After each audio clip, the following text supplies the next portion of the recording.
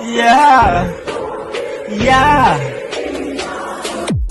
In your house with O'Con. Hey, O'Con in your house. Hollywood in your house.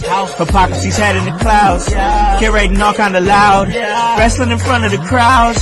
Paragon's holding it down. Anybody can get it. Josh Joseph standing on his decisions. He is the voice. There is no choice. We is them boys in your house making wrestling noise. Moving fast just like cruiserweight action. In your house is the perfect distraction. Bumpers in your ears when you in traction. Get this work with some wrestling action. Whoa.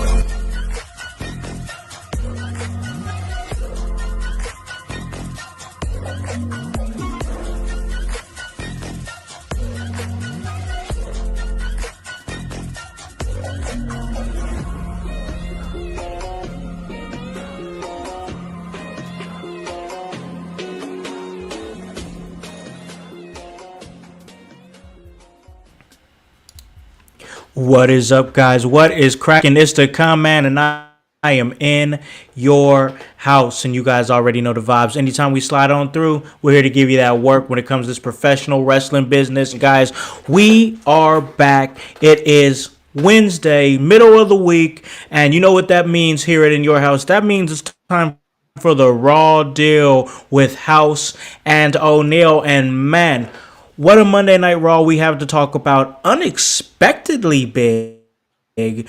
But we're here to talk about it and break it all down here. And I can't do it by myself. I got to do it with my co-host. And she's here right now, feeling good on a Wednesday. Is the big dog, divinely designed Annie O'Neal. What is up? What's up? I'm about to be two mimosas deep, so.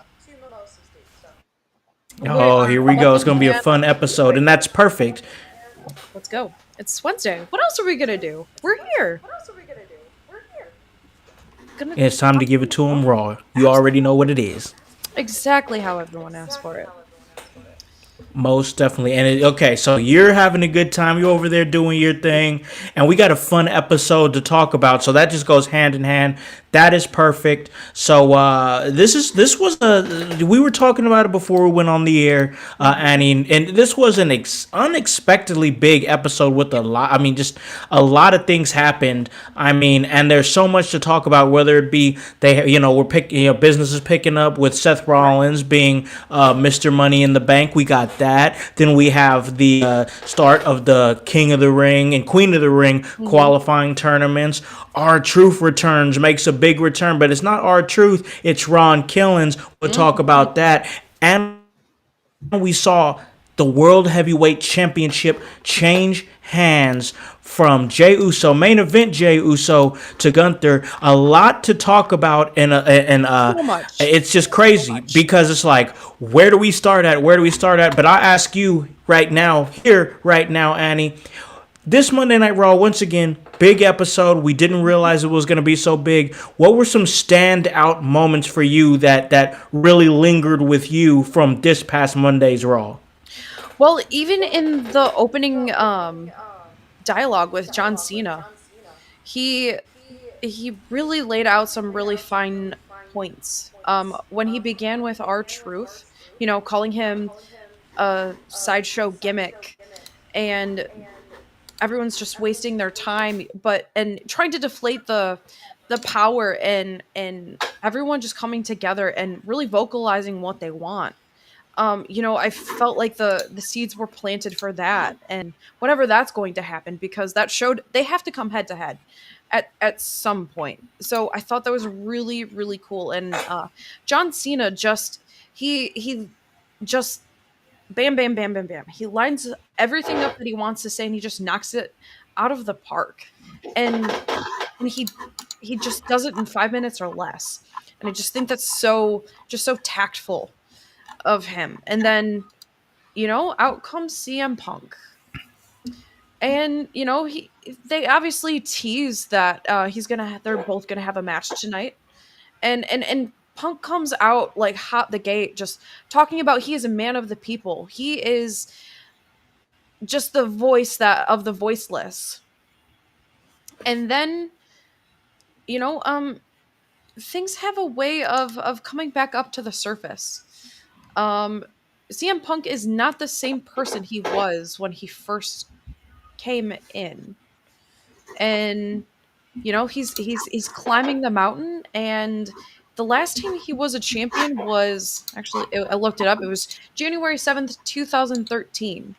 And yeah, Wow. so it's like when when someone goes the distance that Punk goes to, and like that time is near, what are you willing to do to bring yourself to what you want?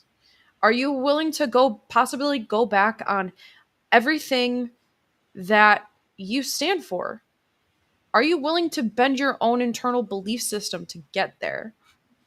And that was presented by John Cena at Night of Champions. He wants that title. He's gonna have to become someone different. Like you said, you have to become the monster in order to slay the monster. Yeah. Yeah. I just think it's crazy because I something inside of me, and Mhm, I want to say this first. John Cena is just on another level right now. I mean, I know I feel like we've been saying that because since his heel turn, he's just been, this is not what I expected from the John Cena retirement tour in the slightest bit when I knew mhm, it was coming when he first announced it. I thought we were going to get, wave to the crowd, kiss mhm, babies, you know what I'm saying? Like, oh, I'm on my way out the door. I'm the good guy. Drink your milk, say your prayers, mhm, eat your vitamins, that type stuff. But we're getting this, and I still don't know exactly where it's going or what to expect mhm, of it. But that's why I like it. And the thought that he was like, "Oh, you want to fight for the title? I'll fight you." But and it's funny because he said the everything John Cena seems to be doing is very like just throwback, like yeah, easy, like hit, kicking a guy in the dick. You know what I'm saying? mhm, Like a mhm. low blow. That's like the purest form of evil. You know what I'm And saying? Like you know what? hitting him with the title, that type of stuff. There's no greater heel than the truth that everyone wants to avoid. And John Cena came out speaking facts because there are so many people, and we're just going to be honest. I anything that filters my brain, it's not active right now. So Y- Listen, he comes out telling people that they're spineless keyboard warriors, and you know what? oh, A that was good great. good percentage of wrestling fans, they are, though. They are. One week they absolutely love Cena, then the next they just turn on him. And and I appreciate someone calling out the truth for what it is, because 2 days after whatever John Cena retires, do you really think they're going to remember this run? No, the lights out, and then they turn back on, and then it's someone Hmm. else. So where's the loyalty in that? That's true. That's true. It's a business where you very much got to look out for yourself because you might be the flavor of the month, Mm-hmm. right now, but that could change real quick. What was that? What was that Mm-hmm. zebra gum? I know you remember that zebra gum that didn't last long. Absolutely. That's what it's like. That's exactly what it's like. It could be it's fleeting. It's here. It's gone. Mm-hmm. So it's I enjoy the fact that he's doing what he's doing right now. Back to the Mm-hmm. CM Punk thing, real quick. Yeah. I just feel like, and I want to know if you feel this way too. Mm-hmm. I I know they've got the graphic all made. CM Punk, John Cena. It's happening in Saudi Arabia. Everybody knows CM Punk's, famously said he don't want to have nothing to do with no blood money. I think I even think he told Miz at some point on Twitter years ago, Mm-hmm. suck a blood money covered dick or something like that. That sounded like that's what he said. I saw that But tweet earlier today. That's funny. okay, yep, yep, Mm-hmm. exactly. So Mm-hmm. like, it is he about to really do this? Like, do you think he's really about to do this, or you think they're gonna find a way that they're teasing us and that they're gonna try to find a way to pull him out of it, or you think it's going down? I think it's going down. I Okay. think it's gonna set up. the next phase of whatever the feud is between them. And you know, and it's in moments like this we really see who people are. Are do Yeah. they do are they in alignment with their words? But for storyline's sake, I feel like CM Punk is going to go through with it. Yeah, I could see it too, but I also say this for sure. He's going to Hmm. hear about it every single step of the way. I promise you that he will, from, the exact people that you were just speaking of, the keyboard warriors. And wouldn't it be interesting should he take the belt in Saudi Arabia? That would be interesting, but my biggest thing is, yeah, Hmm. is he? Of course, he's gonna get of course he's gonna get the Saudi Arabian payday that Hmm. everybody gets when they go there, and it's big, big money. Mm. But like, it's gonna really, it's really going to be like, damn, Punk, if he went there to Saudi Arabia, had the match with Cena, and didn't win the title. Because then it's like, damn, you did all that and you didn't even win the title. You know what I'm saying?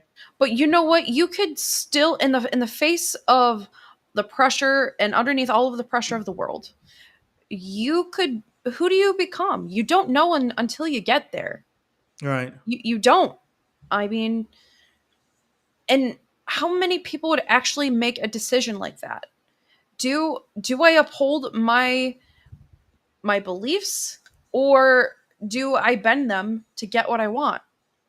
It's a question of moral obligation. Where do you stand? And especially at the chance of a lifetime. And Yeah. could and answer me honestly, could any of these critics of Punk, should they be given the amount of money that either of these two will be awarded for performing, do you think they would turn that money down? Money No. talks. Money talks. And it always will. Everyone has a number. Absolutely everyone has a number. No matter what anyone tells you, they have a number where they will, just check the pride at the door. They they do. That's just human nature. Human natures are pleasure-centered creatures, and what drives that ego more than money? True. Very, very true. I mean, and listen, we've had to see Punk eat some crow before. This would not be the first time for sure.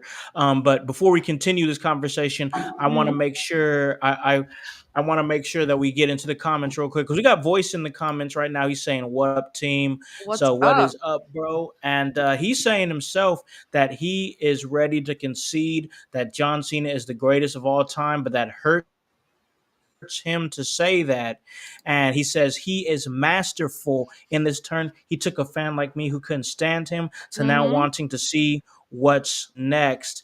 And he's basically saying he's bending the knee at the hands of Cena, talking about CM Punk, Mhm. and he thinks that the story there is amazing and here's why I agree with him Mhm.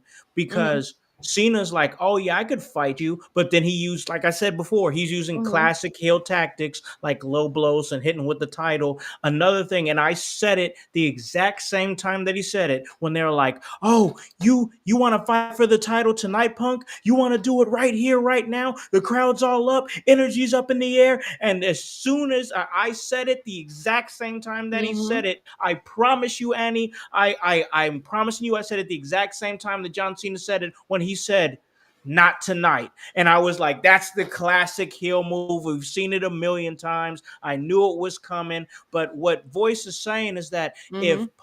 if Punk wants to get a shot at that championship, he has to do it on Cena's terms. And Cena wants to make him uncomfortable. He wants to make him look like a fool. He wants to make him look like a hypocrite by saying, if you want to fight me for this title, you need to fight me in the place that you said that you would never go to. The ball's in your court, hero. And I thought that was so poignantly said. That was honestly one such a small part of that segment, but it was such a profound one because Yeah. it's right. At this point in the game, John Cena, he's completely honest about what he wants. He is laying the cards all out on the table.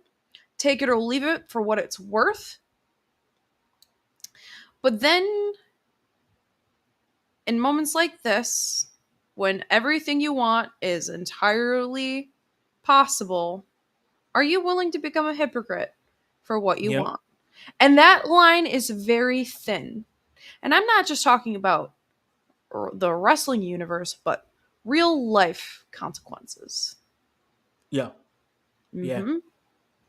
You're So you're right. never before so than right now, do your words count?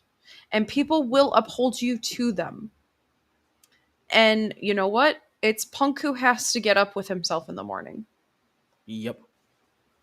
Well said. Well said. It's facts. It's It facts. is. And You know, it's I'm looking mhm. at. Oh, go ahead. Go ahead. Go ahead. And like Seth Rollins, he's a really interesting character in this array of things. Because where was he last time at this time last year? He was down and out. Yeah. And like things are cyclical. Like where was Seth Rollins about this time about 10 years ago after the fall of the Shield? Yeah. Corporate Rollins. And it's funny because like it's kind of resurfacing to be the same type of energy but just a little different. And I remember CM Punk getting so up high on his high horse talking about Roman Reigns. And in the circumstances, they're not CM Punk and Roman Reigns are not that different. No. No. It's crazy. It's crazy to think. I mean, Hmm. when you think about what Seth Rollins is doing right now, when you think about where CM Punk is at, and then Roman Reigns, he's not in the mix right now. We all know that, Hmm. you know. But like it's like you said, what are you willing to do? What are you willing to do? I think what we're seeing from Seth Rollins is that in his mind, in the mind of Seth Rollins, he's willing to do whatever it takes to protect his vision, his version of what he thinks the WWE should be. Which, of course, like you said, he was trying to save it from Roman Reigns. Now, I think that the agenda is a little bit different now because what he thinks is saving in everybody else's mind is now hurting it. But I said on this show before that even though I love everybody involved, I'm a huge fan of Paul Hmm. Heyman, love Seth Rollins. I think Braun Breaker is great. I think Yeah. Bronson Reed is awesome. You know, this faction together still feels like some version of the bloodline to me. And I think that eh, the I don't know how you fix that narrative. I don't know how I see that differently because I like what this stable Yeah. is, Right. but I still have feel those traces of this is still trying to be like some version of the bloodline. And like you with the bloodline like seemingly out of the picture for now, what I feel like there has to almost be something equivalent in its stead, something that evokes such power, like something that poses such a formidable threat that it just seems like it can never be toppled. So if not the bloodline, then what? What kind of driving force will pose as an obstacle to anyone who wants to ascend to the top? I Right. mean, if I feel like Judgment Day still serves its purpose, but it Judgment Day isn't that anymore. I don't Oh feel God, no, no. so.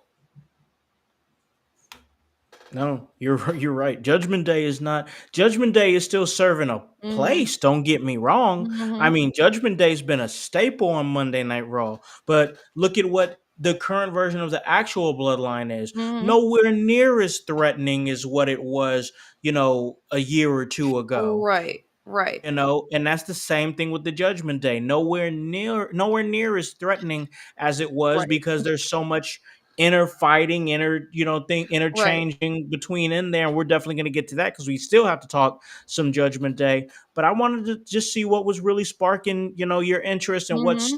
what stuck with you on an already stacked Monday Night Raw. And it was a good one. It was most definitely a good one because now we got to talk about some Mhm. of those the Queen and King of the Ring Fatal 4-Way matches. And I got to tell you, Annie, I'm loving this format for this King and Queen of the Ring tournament.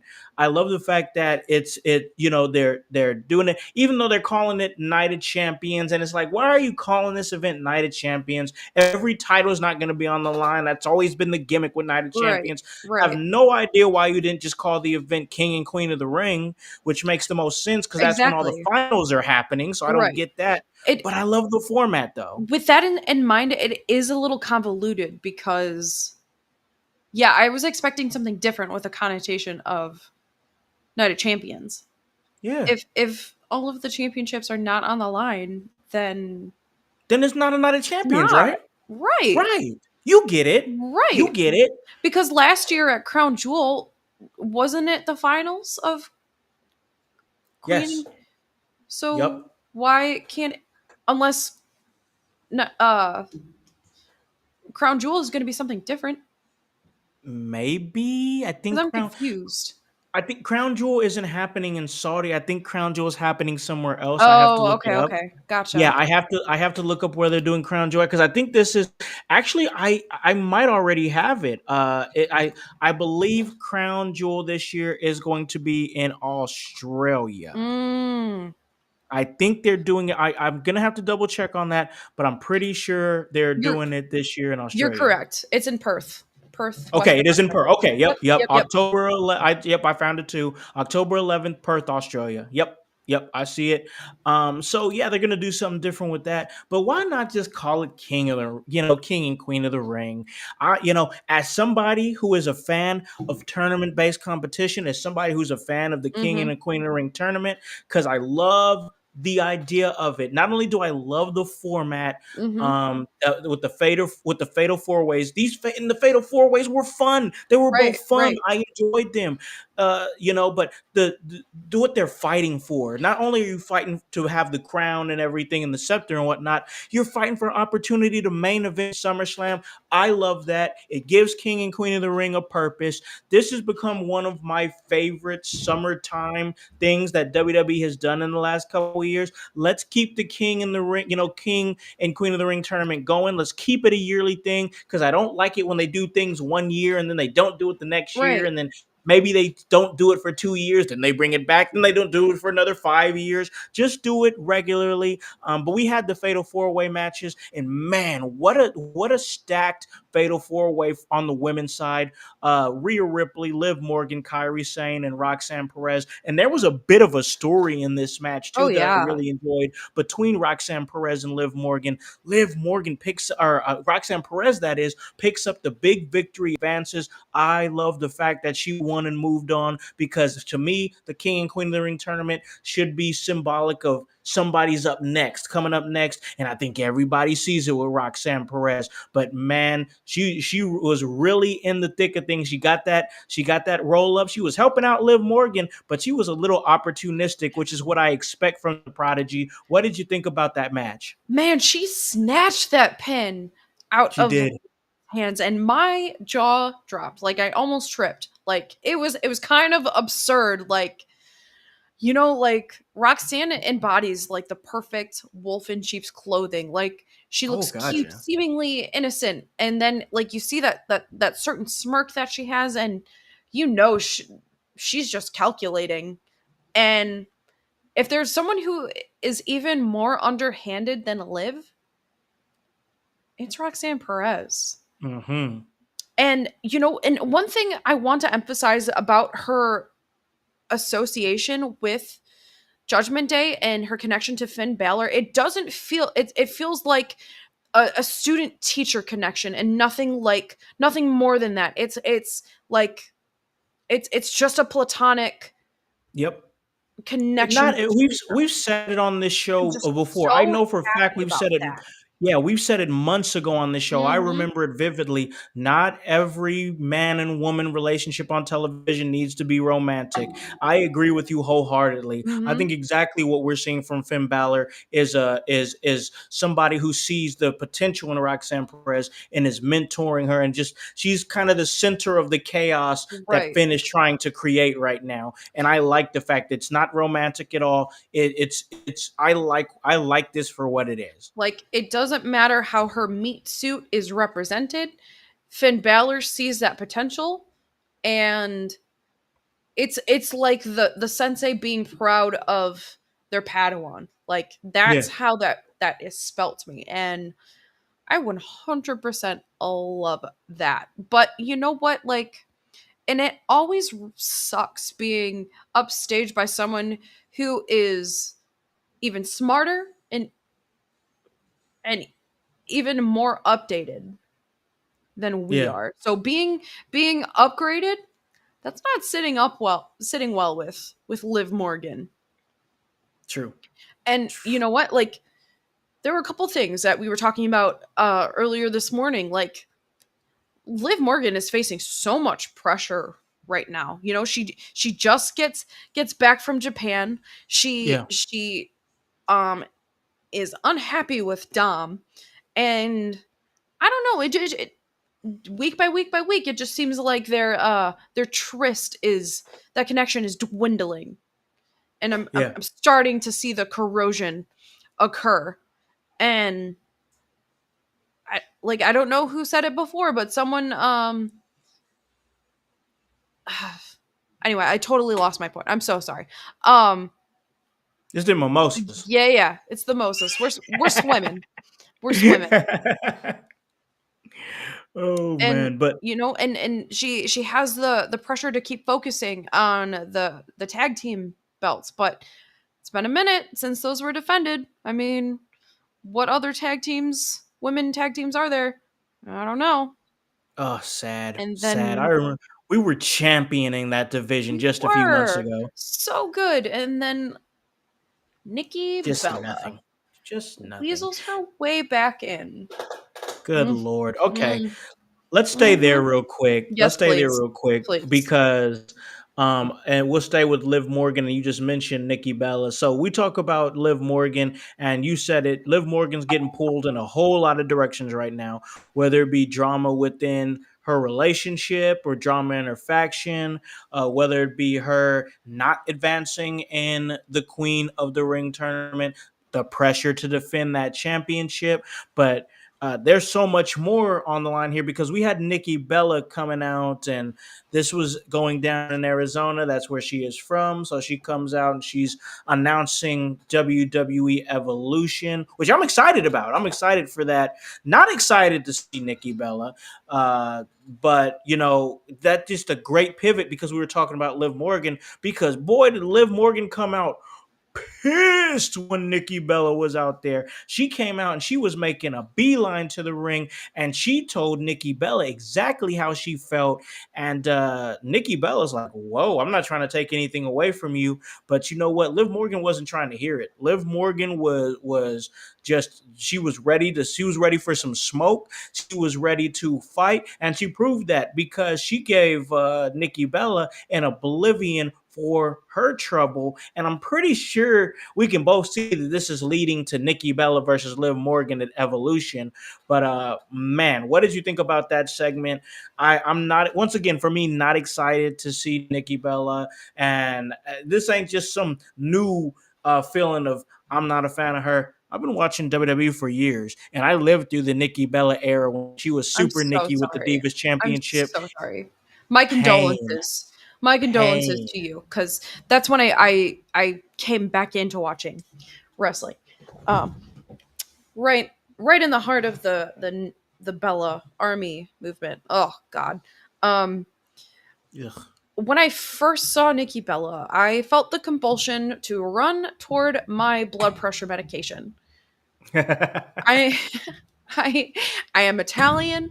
I am naturally passionate. So like I have to have a lot of grounding techniques and play to stabilize. You know what I mean? But then Sure, I see absolutely. Nicole Kalachi's big, dumb, stupid face. She doesn't have a big, dumb, stupid face. There are parts of me that respect her, but that's not what this conversation is about now. Yes, she paved the way for, and you know what? Like her moment with EO felt like she was just pandering Yeah. to Yeah, I what was EO has yeah. been building for the past couple months. And then Nikki is she just rears her big dumb stupid head when things are good, when things are thriving. And you know what? Liv Morgan has the absolute right to be pissed because when Miss I Peaked in High School comes back, she's been building this women's division over the last 2 years, and you think you're just gonna show up to promote because it's your hometown? Girl, bye. Girl, Facts. bye. Oh my god, I love you so much. I just respect you. Like, no, she has that mean girl energy. She's gonna talk all of this nice stuff to your face, and then as soon as your back is turned, she's whispering in her her cut and paste twin how terrible you are. Like, she's just Here's why? the thing. Here's the Mm-hmm. thing. Tell me. Because I was thinking about this earlier because when we were inboxing back and forth about Nikki Bella and we both realized, oh, you don't like her? I don't like her either. So I was thinking to That's myself and I was strong solidarity, right there. yeah, When you both dislike a common person, like, mm, facts. Facts. mm-hmm, So I was thinking about that because I mm-hmm, knew we were going to do this episode today. And I started going back to the, Bella Army days, the mm-hmm. Super Nikki, the longest reigning Divas champion days, yada, yada, yada. I remember those times.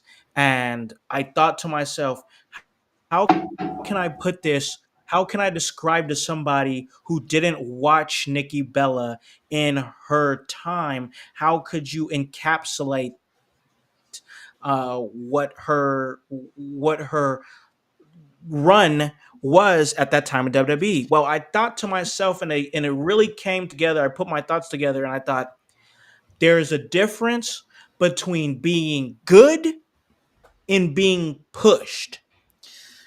Oh, absolutely, That absolutely. they're not always the same thing. One can be true without the other. Nikki Bella wasn't good, she was pushed. And like you, and it felt like the initial Roman push when they were just pushing him mad hard and then no Yep. one was buying it. And honestly, it felt like the years of the giant Cena push, Yeah. but Yep. only like at least they could get over. Oof. If I remember, Nikki Bella never got over. They tried so many things. They tried to get her to turn on her sister. They tried to make her this big uber baby face that's big with the kids. Nothing really worked. Now, did she have her share of fans that were like, "Oh yeah, Bella Army"? Like most definitely, she did. But to me, like when I think of like I mean, if I'm being honest, when I think about the growth of the women's division, when I think about the women's revolution, Nikki Bella is not top 5 or top 10 names that I even think about when I think about when the women's revolution was firing up and women were finally able to get more than 5 to 7 minutes of a match and could dress how they want to dress, not how Vince wants you to Hmm. dress, Right. and became more about great competition instead of your lady bitch, and I don't think about her in that way. I don't think about her in during that transition of what this division became. But I guess she gets to sit in that spot, and we get to because this is WWE, and WWE is going to write history however they want to try to write history. But I've seen it for myself. Nikki Bella was never good. I mean, and that was still around the time where, like how hot you are is equivalent to the level of talent you produce, and that's just not true. And I'm so glad that in this present day of women's wrestling, you can be both. You can be incredibly beautiful, but you have the talent, and your talent does the talking, not just your looks. True. It's your character, your charisma, your aura. Like I think like that's all embodied in people like Roxanne, uh, Jordan Grace, Rhea Ripley. Like these women are strong, they're beautiful, but they're smart, they're cunning, and they're not leading with their sexuality, and that's completely empowering because there's still women or generations of women recovering from trying to be taken seriously because of what we grew up watching. Oh yeah. And your question to me about Nikki Bella sounded like something I should um ask Chat GPT, and I did. How would you describe Nikki Bella to a non-wrestling fan? Okay. And it was pretty interesting. And I think Okay. Chat GPT lied. Oh no. Okay. What do they got? It said Nikki Bella's diva reign was like a major rebranding moment for a pop culture figure who helped transition an image from flashy entertainment toward something more respected. At the time, women's wrestling in WWE was marketed less like a sport and more like a reality show. Nikki was the face of that era, glamorous, confident, and polarizing. She held the Divas Championship longer than anyone else, showing she could dominate in that space. Well, okay, maybe it's not so untrue. But that's what makes her reign interesting, and that it came right before a major shift. When WWE started focusing more on women as serious athletes, not just divas. So Nikki became a bridge. She embraced the style and branding of the diva era, but also began to prove she could go toe to toe in the ring. She wasn't just a model with a belt, which mhm. she worked Yeah, I was to gonna say yeah. she worked to evolve her in-ring ability and image, and that helped set the stage for the women's evolution that followed. Which I mean, she was still in She that was in. I will she was. 100% admit that she was in the mix, but she was she's very fortunate to be able to say that, hey, I was part of the women's revolution and nobody bats an eye or questions it, because really she She was literally was. right before, but she did have to mix with it though. She did have to fight Yes. those competitors. She did have to fight those big names that people, really wanted to see in there, really wanted to see in the mix. Like AJ Lee at that time, she was a big one. AJ Right. Lee was a big one. Best still a name that people want to see come back now, I would you still know? say Layla too. Oh yeah, yeah. That as well. That was a time Mhm. where you had like Nikki Bella, you had I think Paige was still there in that time, so Mhm. she was having to, and Paige was red hot and everything, Mhm. and we were just on the cusp of getting the Baileys and Charlotte Mhm. Flairs and Alexa Blisses, like they weren't developed yet, so we didn't have the Mhm. Sasha Bankses and the Yeah. Becky Lynches. We were getting there, but we Yeah. weren't quite there yet. We had the AJ Lees and the Pages and the Alicia Foxes. Mhm. That was what that was at the time before those women that I just described before got good enough to be able to go toe to toe and be in those spots. So she was in the mix, but it's like, I once again I'm standing on 10 toes when I say, when I think about the women's revolution and how it all exploded, how it all went down, and how we see some of the best matches, not just between men and women, but between both genders, being done by the women, Mhm. and they're having amazing matches. I just don't think about Nikki Bella in that space. And it's fair because if Natalia had Nikki Bella's star power, because obviously that's why she came back. Yeah. I mean, yes, it was her hometown too.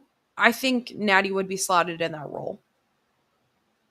Yeah, yeah, I think I agree with that, because Mhm. Natty is like one of the best wrestlers on the roster, man or woman. Mhm. Like she's in the dungeon all the time. Like she's and we said this on the show before.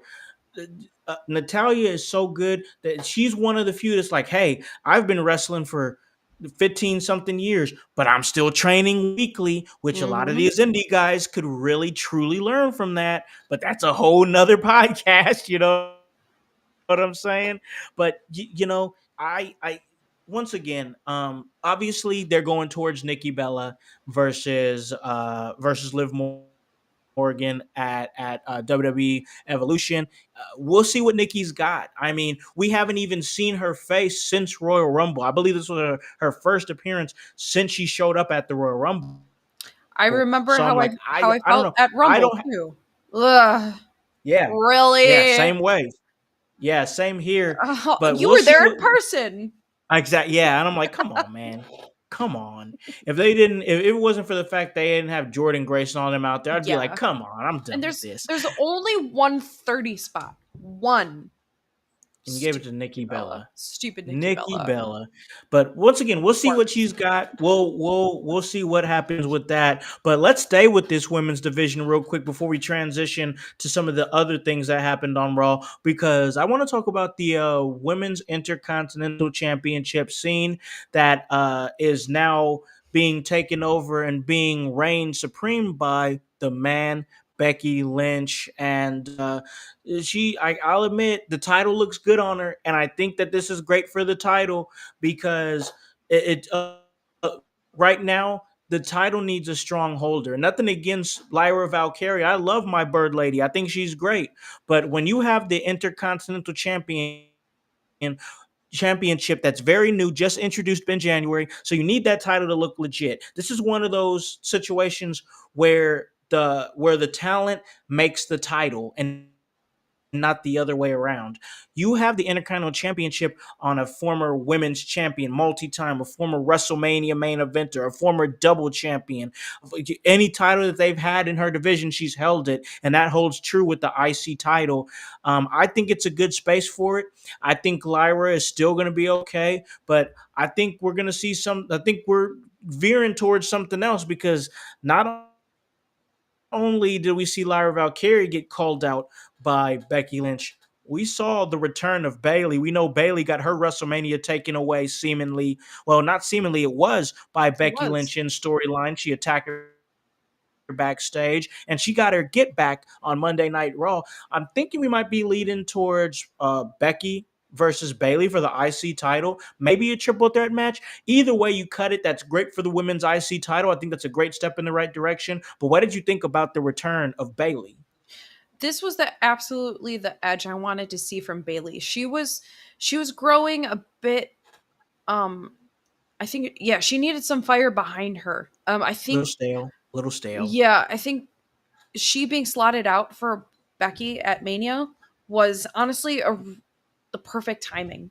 You know, what more do you have to think of than getting back at someone who robbed you of your opportunity? You have months to sit on that. And I like that we didn't see Bailey until now. And Yeah. I like that and do you think that the proximity between Lyra and Bailey in this match, do you think this is going to tease like a team up between the two? I don't think it That's necessarily has to go that way. I was gonna say that's a good question, but off the Hmm. top of my head, I'd say no. Hmm. Because what match was it that um, Bailey was supposed to be Lyra's partner? Where it was Oh, was the before Mania. WrestleMania? Oh yeah, yeah, Yeah, yeah. it was Yeah, it was Mania. Mania. It was Mania. But yeah. Um yeah, and I thought it would be interesting for she and Bailey to go after the tag belts, but yeah, we're going in a different direction now. Yeah. Yeah, I'm enjoying what I'm seeing with the women's IC title. I just Hmm. am. Um, I think that it's gonna create a and like I love the fact that our women's mid card is Lyra Valkyria, Becky Lynch, and Bailey. Hmm. It don't matter how you slice it. That is a hell of a women's mid card. It I really mean, is. that's a really good women's mid card, You know, so we'll see where it goes with that. I'm excited about it. But we got to move on because we still got other things to talk about. Once again, we have the King of the Ring tournament match. Sami Zayn moves on. We had the title change hands there. Gunther defeats Jay Uso and Ron Killings debuts in WWE. We're going to talk about all that. But first, we're going to take a break. We are going to pay a few bills. When we come back, me and Annie are going to continue the Raw deal with Howse and O'Neal.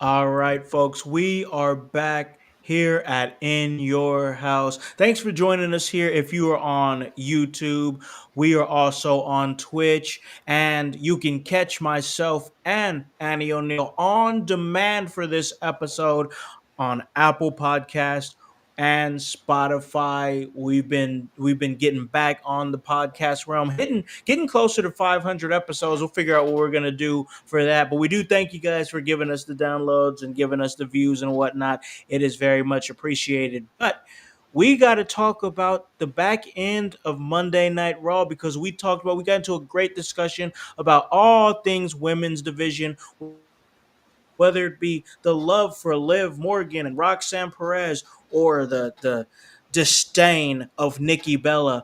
A lot of things to talk about in the women's division, whether it be the Queen of the Ring tournament, the main event scene, or even the mid card scene. The women stay keeping it hot, and that's what we love to see because women's wrestling is amazing. We'll see more of that as Evolution appears on July. So that's going to be great. But we got to talk about the rest of Monday Night Raw because we had Sami Zayn move on to the King of the Ring tournament. And now, as we're going to talk about in a little bit, Gunther being the World Heavyweight Champion, that's starting to spark some discussion towards could we see Sami actually win the King of the Ring tournament?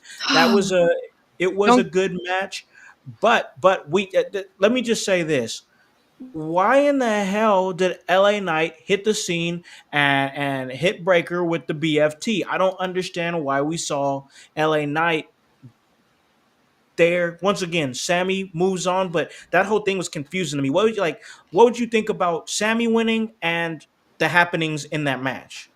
I felt like I was really happy for Sammy to win, but then when LA Knight entered the picture, I felt like it kind of thwarted that moment for Sammy to win. Because why? Because it took the celebratory moment from Sammy and it put that focus on LA Knight. Like what was the purpose I and what is going to genuinely be have no clue. the follow up Yeah. in in this next? I got nothing. I'm serious here, Annie. I got nothing. I don't understand why LA Knight showed up on Monday. Like there was, I got nothing because Because, I don't think he got into it really with him during the Money in the Bank ladder match. I mean, maybe it had some. Maybe he'll harken that as far because Rollins ended up winning it, and maybe he was pissed off about Breaker and Bronson Reed coming out. I don't know because it's just like, and I was sitting there, I was watching it hmm with my wife. We were just chilling, and even she's like, she's a big time wrestling fan, so right, she knows the yeah, storyline. She's same as us as fans. She's absolutely. following and she knows what's up. And she turns to me and before I say it, because I'm thinking it, so maybe she's picking up on my vibe, and she's like, "What's LA Knight doing there?" And I'm like, "I don't know. I got no answer." I mean, like it lacks the psychology of it to me. Like maybe like a vignette beforehand, maybe like it just felt really random. Yeah, And right. that's something that just like disrupts the pattern for me, and I want to know why. What does he gain from, attacking Breaker? Yeah, because like did I miss something during Money in the Bank? Yeah. I- Once again, I'm just going to. This is one of those things where I'm just And does going that to have to watch SmackDown because yeah, exactly. Does that open the door for Breaker to cross over to SmackDown? yeah, is he going to get his get back right? Right. Like yeah, the energy comes back around, especially with someone like Braun Breaker. Like it's not going to go Yeah, like unnoted. man, that's a hell of a guy to start some beef with. Kind of stupid, but Yeah, I but mean, listen, there's a I've purpose. I've never thought as talented, as charismatic as LA Knight is, I never thought that he was the brightest star in the sky. He's always picking some fights with somebody, and man, it always comes back and bites him. But you know what? If that's what works for him, that's what works for him. Once again, I just got to see what happens on Friday Night SmackDown and what the explanation was for that. But Sammy does move on, and we're going to see what goes on with that. But just real quick side note, we don't have to go too deep into this Mhm. because we still have the two biggest things that happened on the show. That's Ron Killings and the changing Mhm. hands of the World Heavyweight Championship. I will say this. Um, they announced and showed the brackets for the King and the Queen of the Ring Mhm. tournament. And they also showed a vignette for this talent that's coming back. Oscar is returning. Oscar is coming back, making her return. It feels like she's been gone forever, but Oscar is going to return and take her place in the Queen of the Ring tournament. What did you think when you saw Oscar was on her way back next week? It's about damn time. Yes. That's pretty much it. I'm Asuka is one of the most thrilling and exciting parts of Raw, and I'm just so excited. You know, And highly decorated. absolutely. And we need women like that in the division to help bring up other women. And not only that, well, because they're just entertaining to watch. And I think it was about a year that we Yeah. saw Asuka. I think I, I can't remember what happened. What So and long. was it like a hand injury that took her It out? might have, I'd have to look it up, but yeah, I think it was an injury. I do believe it, but I can't specify on what the Mhm. injury is, so I'll have to look it up. But yeah, it's just great to see her back. Mhm. It's just great to see her back. It was a knee injury. Asuka Oh, was out of damn. action for over a year due to a serious knee injury she suffered in May 2024. She was sidelined from WWE following the Backlash event in France. Asuka recently returned to WWE on July 9th, which isn't true. She will returning Damn. next week, but they announced her return. But yeah, my God, she's been gone for over a year. And Asuka sitting on the shelf watching everyone else wrestle. Ooh, she's gonna come back twice as hungry. Oh, she's gonna be dangerous. Oh yeah. I'm Oh excited. yeah. I mean, when I'm someone who has had to overcome knee injuries in my own Yeah. sport, Yep, but you've talked about that many times on the show. Yeah, I for tell sure. you, you come back a different person, and it's true. It's true. So Asuka Unleashed, it's gonna be great to see. Oh, yes, it is, Annie. I am excited to see her back, especially in a fatal four-way environment. This is exciting. And listen, you're gonna have those episodes where things are Hmm. slow, where you're just moving things along. We talk about this pretty much every single week. Hmm. We've covered those slow episodes. This episode was not a slow episode. It felt symbolic that they were like, all right, guys, it's time to get the summer ramping up. We're gonna have a hot summer. Hmm. We got we got two talents, two hot talents with the Money in the Bank briefcase. We're about to crown two more hot talents, King and Queen of the Ring. We got SummerSlam coming up. We got Saudi Arabia coming up. Let's go. We got to get back on track here. I know we had a little lull period after WrestleMania, but time to get right back in the thick of things.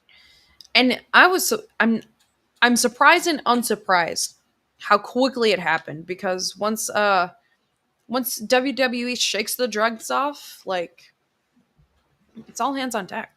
It really is. Oh yeah. Oh yeah, and that's holding true because we saw shortly after the Bailey return, we Hmm. saw a debut, and that was the debut of Ron the Truth Killings. And let's just talk about the elephant in the room. First off, the promo was amazing. It was. I mean, so good. I just feel like seeing him, and I've watched the promo like four or Yeah. five times already. I went Yeah. back and watched it. You can tell he how grateful he truly was that people went so hard for him. You know, whether it be a story or not, I don't care. You know, we're gonna speculate on if oh, this was a story. Maybe it was a story. Maybe he actually got fired. I don't know. What was real was the That promo. outpour from people. Yeah. Yeah, the outpour from people in that promo, and you can tell how grateful he was. And obviously, there was something, some contract negotiation had because there. I mean, this man not only cut a great promo. He said, "I feel different. I feel Hmm. alive."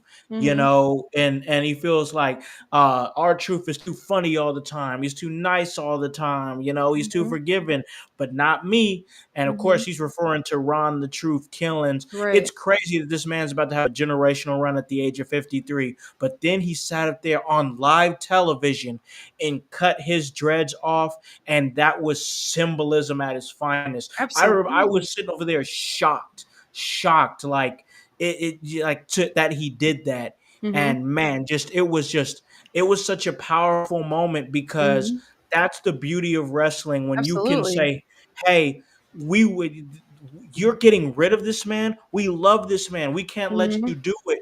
And now look at this resurgence. I don't know how long this resurgence is going to last Yeah. because like we talked about earlier, It's not going to things be happen. long. I feel It's that it's maybe a year or two. That's all it needs to be though. That's like, you know what? When people can actually come together and organize on a common goal, just the radical effects it has. Because the day that the news broke that our truth, they weren't going to renew his contract, Mhm. it felt like a gross miscarriage of justice. It really did. Yeah. But just to see the power of that people do have, when they can agree on one thing, and just to see that conveyed through, honestly, like, it wasn't a very long promo at all. It Nope. And you can just hear the gratitude in his voice, and it's something like I'm never going to forget. But as someone who's had that lock journey, what was that like, witnessing that moment like play out? Someone like cutting off their locks and witnessing it for yourself. Like, what are your?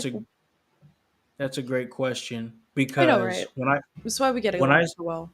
exactly, but it it very much felt like because that's how it felt for me Yeah, that he was like shedding his skin, yeah, you know, like he was like, all right, it's time for me because hair holds power, it you does. know, It is. It does. and it Especially in the doesn't Black matter. community, it really does. Oh Like, it's a yeah, part of your identity, and that's oh something yeah. I've always found so fascinating. You're right. You're absolutely Yeah, right. yeah. And like to see him do that, I just felt like he was like, yeah, this hair represents our truth. This hair represents who I used to be, but now I know I have to go in a different Mhm, direction, you know. And I think that's very much where he was at. I think that mhm. he was like, I gotta, I'm letting this go. I'm Yeah. letting this, and I don't think that's something. And as somebody, once again, like you said, who's cut their Mhm. locks off, I can tell you that's not something he decided he was going to do that day. That Right. no. he's been thinking about doing that for a Right, while, exactly. And but waiting he for the took perfect that moment. opportunity. Right, Exactly. right. He took that opportunity to do that. And now, like I said, hair holds power. He's letting that Mhm. part of himself Yeah, go in order to do something completely different and be right. somebody completely different. And man, it was, to me, that was a powerful moment. And you know what? Like John Cena really set him up for a really great segment. He Because did. we are as great as the people who help us get there.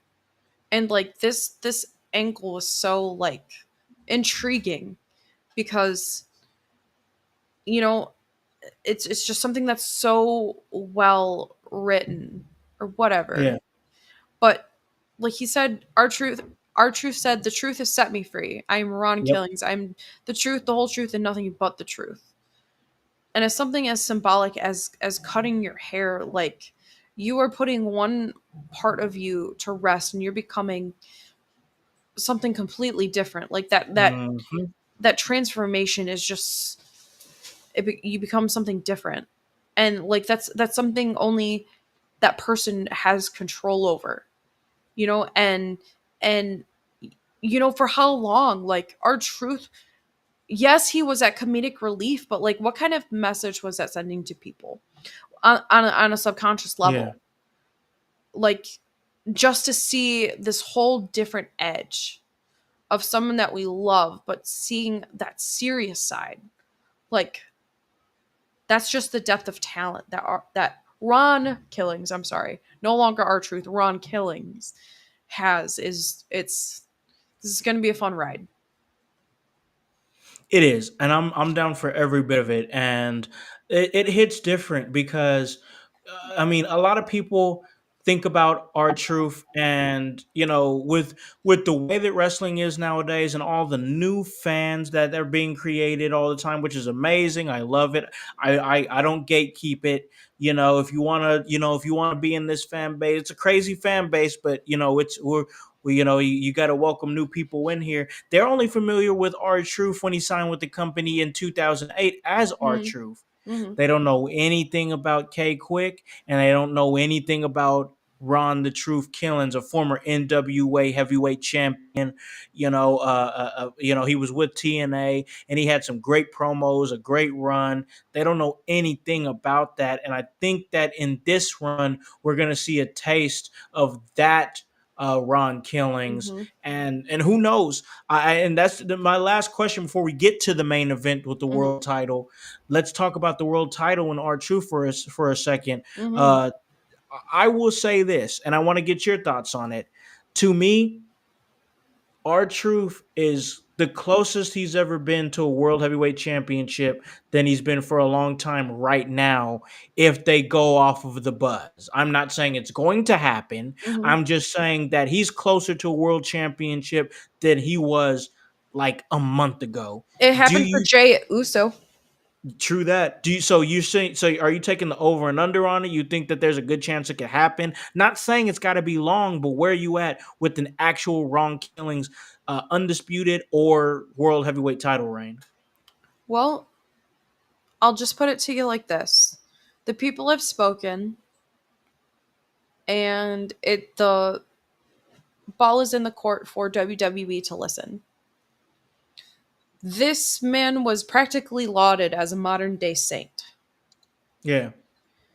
Um, I think when they strapped the racket to Jay Uso's back, the timing was correct. The timing is there, and in the past couple weeks, I've seen like growing criticisms, say like things are getting predictable. Yeah, that might be predictable, but it's what comes after. After that moment ends, that's what's really going to be interesting. Yeah.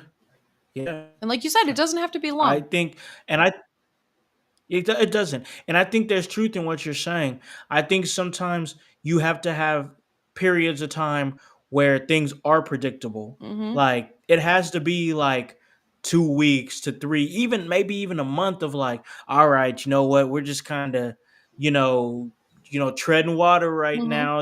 It's not, stuff isn't bad, but nothing's wowing me. But if something wows you every single week, is it really wowing you? You see it every single week. You Right. gotta Right. go. You gotta.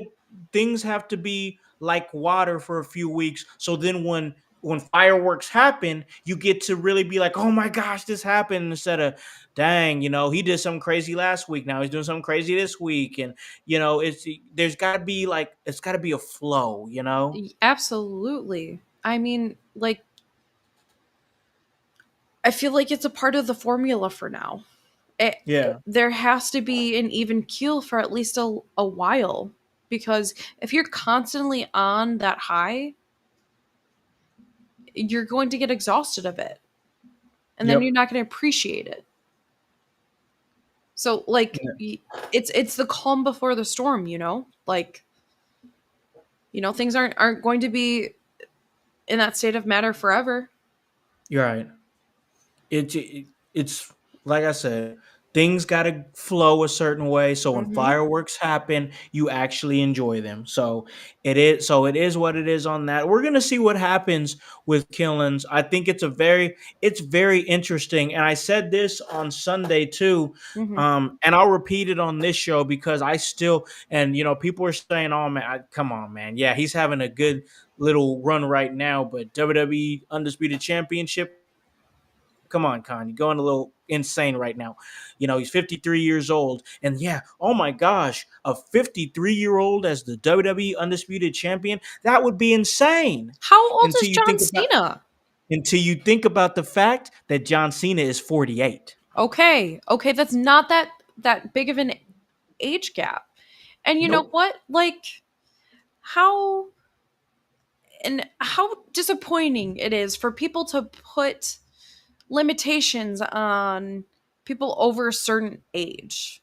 Right. It's only when you don't feel like you're able to be a champion, that's when it starts to happen. Like, people are still capable of amazing things over the age of 50. Are you kidding me? Come Right. on. Like, Yeah. I'm telling you. I'm telling you. I mean, how old was Goldberg when he had the undisputed championship? I mean, that's a thing that happened. Goldberg was the undisputed champion, and now he is, let's see, 58. And this was just a few years ago. So he was around the same age as Ron Killings when he won the Universal Championship. So come on, Goldberg was guys. 50 years old. Well then there you go. And what it's the attitude of a champion that accomplishes that task. And it's, True. you know what? And it's a wonder why so many people are dead inside, because they stop believing in what is possible. We're not just talking wrestling, we're talking facts. Yep, that's life. That's Your that's just level life your right level there. of belief is in direct proportion to what you manifest. Very If you true. you can't, you will not. Simple as that. That's it. And I what are mean, you willing Yes. And what are you willing to do to get there? yep, 100% Mm, by my co-host there, Annie mhm. O'Neal, And on that, and I'm gonna take a drink. yeah, yeah, yeah, I can say, I'll hit to that for sure, most definitely, most definitely, and I'm going to here in a second. But before I do, I got to give you the floor right now, Annie, because we saw the title change hands. Main event: Jey Uso, no longer world heavyweight champion. Gunther takes it back, beats him clean. I mean, a lot of people shocked. I was shocked in the moment, but then I remembered that the Jey Uso title reign was about the moment. It didn't have to be long. It didn't need to be. If you thought Jey Uso was going to have a year-long title reign, you are absolutely insane. The accomplishment for Jey Uso isn't what happens within the confines of that title reign. It happened at WrestleMania when he won the title. Now nobody could ever say that he's not main event at all because he proved that he could win the big one when it mattered the most. Now it's back on Gunther again. But what are your thoughts on that whole scenario? I'll tell you the point in time when I knew he was going to lose. Okay. When I saw him walking up with his son, I'm like, oh no, his son is about to be traumatized. Yeah. Great. That's it. I'm like, oh, there's going to be some really sad stuff happening in front of this child. Great. Like, remember what happened to Uncle Jimmy? I do. Man, in a big way. But let me ask you this Yeah. real quick. Now this isn't about the match because we're Yeah. seeing we're seeing Jay's son. Do you think that that as far as his son, which I believe his name is Jace, do you Hmm. think we might be seeing the Dominic Mysterio situation here? Like, do you think we could see Jace be like the next great world champion or the next great wrestler in about 15, 20 years? And inadvertently, does this mean that Jay Uso is a deadbeat? Because apparently Rey Mysterio is, which is Yeah, hard to that's the whole believe. thing. I mean, That's like the whole thing. he seems like a doting father. Listen, I mean, we don't know what happens when the cameras aren't Rey rolling. Mysterio has got So exactly. Rey Mysterio has to have the utmost confidence in his fathering for him to have the whole world telling him he's a deadbeat dad. I'm seeing the vignettes right now. Jace Uso, I watched my father lose. And after So that, I'm not I gonna knew be a he was. loser like my I'm not gonna father. be a loser like my dad. Loser, he's an absolute loser. That day, I knew I didn't want to be his son anymore. And boom, who knows? We might have just saw the villain arc of Jace Uso. Who knows? Bloodline 15.0. Oh my God, it's never ending. It is never ending. Those roots run deep. Oh my God. Oh my God. We're gonna see so many bloodlines between now and the time that we grow gray hairs there, Annie. But let me ask you this. Were you shocked when Gunther won? Were you shocked or were you like, I could have saw that happening? You know what? Like, given the course of events now, like, how much longer do you think Jay Uso could have gone forward this point than be exposed? I feel Oh, like another he's a good great question. short-term champion. Um Yeah. yes, he's starting to shape up in his promos. Yes, he has that foreseeable star power right now. But past a certain point, I feel like and honestly, was it believable for him to beat Gunter again? No. I mean, honestly, no, because like Gunther's had his number. Yes, did Jay beat Gunther when it counted? Absolutely. There's nobody's saying that's not the case. Hmm. But going into that match, and Michael Cole said it on commentary, going into that Hmm. match, Jay Uso was 1-3 against Gunther. Hmm. And on the caveat to that, who is Gunter without a world heavyweight championship? That's what I'm afraid. That's a scary conversation we're about to have pretty soon. Not on this episode, but we're gonna have to have it pretty soon because is Gunther starting to get that Charlotte Flair syndrome? That's the question. And I feel like that is the danger with long title reigns, and I feel like Hmm. those days really ended with Gunter. Yeah, I know you said that when once Hmm. again we were talking in the group chat, and you were saying Hmm. that you feel like the days of long title reigns are over, and I gotta say I agree with you Hmm. because were those long title reigns great and they felt prestigious and they made it to me as a wrestling fan who came up on long title reigns, it makes the title feel more prestigious. Hmm. You know, it makes it feel like more of a prize that this one guy is holding it for 365 Right. days and blah blah blah and who's going to get it off of him. But I think that we are now in a time where we've seen a historic we saw a historic WWE championship reign. We saw a historic intercontinental championship reign. We saw a historic tag team title reign. Hmm. We saw all these things. Now it's like, okay, now it's time for the tides to turn Right. a little bit. It's time for us to start doing things like, changing Right. changing hands of the titles on Monday Exactly. Night And Raw. And you know what? I'm fine that it wasn't at on a pay-per-view. I'm okay with it. I'm Um fine with it too. and because not like it's still a big moment. Like it shook it broke this rut that I thought Raw was getting into. It really shook things up. And you know what? And to that point, like there is such a great level of talent that is emerging on the roster right now, and I want to see other people. I want to see what they're going to do with it. I want to see what they're going to accomplish, and that's not going to be possible with these long title reigns. It's just not. There's only so many minutes on a card. Yep. Very true. And I just, I just looked it up. I wanted to Hmm. look this up because like we just said, the the world championship changed hands on Monday Night Raw. And I Hmm. wanted to look this up because I thought it was interesting and give you that thought. When was the last time the WWE championship changed hands on a Monday Night Raw? And I looked it up, Annie, Hmm. and that was on March 1st, 2021, when Bobby Lashley defeated The Miz. And this was back in the COVID time, when they Hmm. had the Thunderdome, and you had to try to if you wanted to be on that screen, you had to go through like Zoom or some weird stuff like that to Hmm. be able to, I don't if you remember the COVID times. But yeah, Crazy. that was the last time. So it's been 4 years since the title changed hands on Monday Night Raw.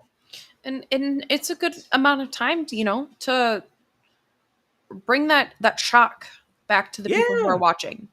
yeah, 4 years is definitely, yeah, that's a good gap. It is.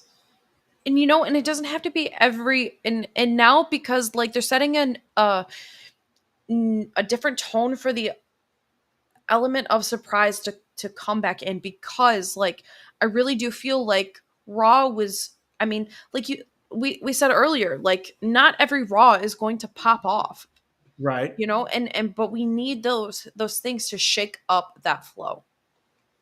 Yeah, I thought this was, after I got over the initial shock. I'm like, okay, I don't hate this, but I do want to ask you this before we get out of here. Call this a great episode because it has been. We've covered everything that we pretty much possibly could on Monday Night Hmm. Raw. I want to ask you this now: Jay Uso, not champion anymore. Hmm. Gunther, world champion. Gunther's gonna go on and probably hold the title up until SummerSlam, and we'll see what happens with that if he ends up facing whoever wins King of the Ring. Hmm. But I want to ask you this: what's next for Jay Uso? You know what? I think he's gonna show up in Sammy's corner for the interim. Um, Okay, as Sammy progresses through this tournament, I think Jay's just gonna be there, and I think he's just naturally gonna fall into what comes next. okay, What okay. I comes like that. next? What comes next? I am unsure because there aren't any other immediate storylines I can think of for Jay Uso. At All least right. nothing that comes to mind right now. You know what's so crazy about that is that you say that, but then like 2 weeks ago, it Uh felt huh. like it felt like he was involved in everything. Ooh, you know what? Something just popped into my mind. What do You you got? know what kind of vulture appears when a man is just at his lowest? Carrion Cross. Oh boy. He's already been on Sammy's shoulder lately. So you And think Karrion Cross is going to try to take sink his talons into Jey Uso? I do, and I wonder I can what see that. could happen.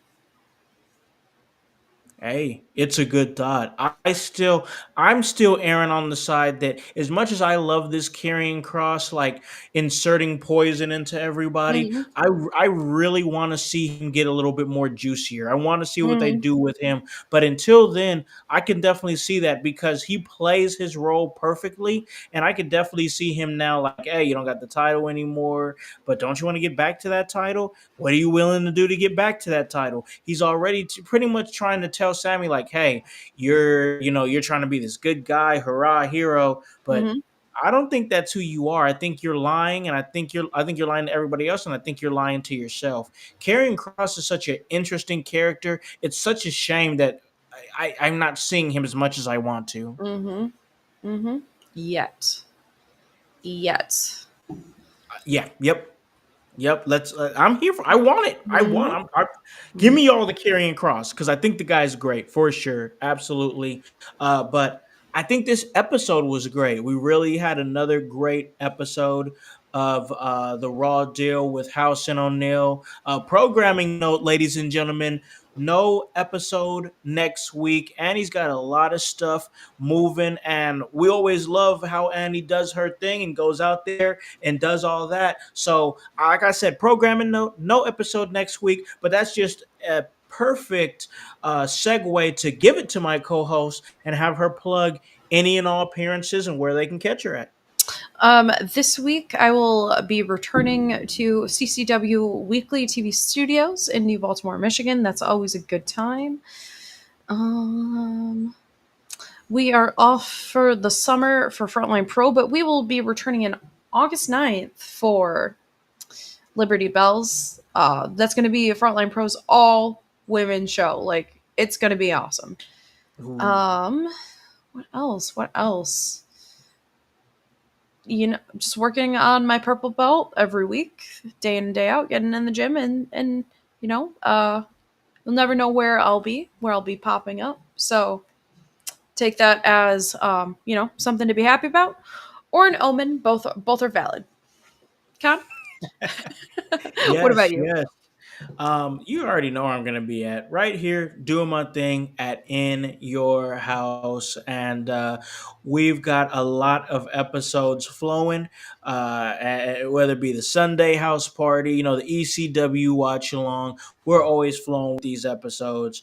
I'm pretty much good on the summer. I might have a couple appearances coming up, but once I get it more solidified, I might be popping up at some places in Indiana this summer and managing some talent. So we're going to see what happens with that. For sure, I'll be popping up back in August. Absolutely. I got some things going on there, and that'll be formulating in time. But right now, just mainly focus on enjoying the summer and enjoying creating content with a whole lot of great creators that I get to do every single week. And that's great in itself. Anything else is extra on top, and it is appreciated. But that's all part of the work. And that's HOWSE, and the W stands for work. So, for my co-host, divinely designed Annie O'Neal, and the whole team here at In Your House, I'm Alakan, the Concept House, here to remind you to tell a friend, to tell a friend, to tell a friend, to hop on this bandwagon, get on, or get gone, because the household, well, we're still going mighty strong. You guys have a great day and a great rest of your week. Peace. Yeah, yeah. In your house with O'Con. Hey, O'Con in your house. Hollywood in your house. Hypocrisy's head in the clouds. Curating all kind of loud. Wrestling in front of the crowds.